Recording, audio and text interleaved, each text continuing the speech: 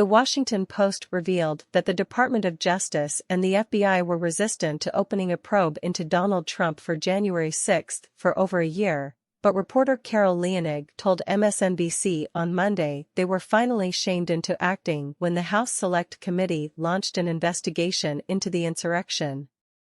Leonnig began by explaining that between her and her co-author, they interviewed more than 100 people, and many had assumed that the DOJ was already involved in a January 6 investigation.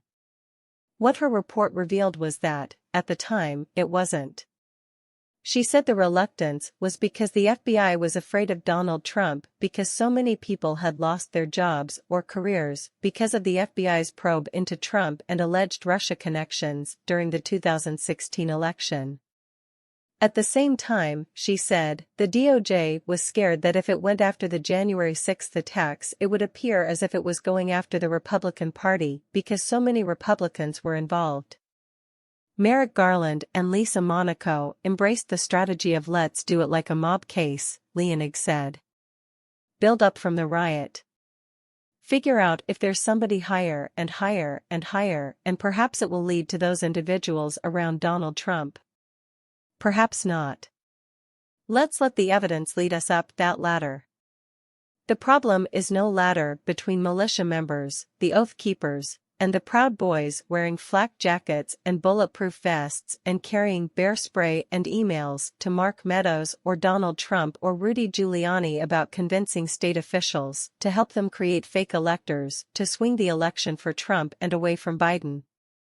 As it started to emerge in the summer and especially the fall of 2022, still, the DOJ sort of turned its eyes away from this until it became a drumbeat of criticism, news stories, some of them on this story and some of them in my paper, and a groundswell of concern that the January 6 committee was really without the same kind of power as the Department of Justice uncovering stunning and worrisome and, likely criminal acts, she continued. MSNBC host Nicole Wallace pointed to the important explanation she gave about missing the links between the militias and the White House. But it was also true that Trump committed crimes in plain sight, she said. He committed the crime of blocking an official proceeding. Even with the limits to their investigative powers, he committed the crimes of insurrection. I mean, there were criminal acts that were ignored. Leonnig said that inside the Justice Department, there are a lot of prosecutors that were more disheartened than angry about January 6 going uninvestigated. She said that there were many at the DOJ that were pressing to investigate the fake electors scandal.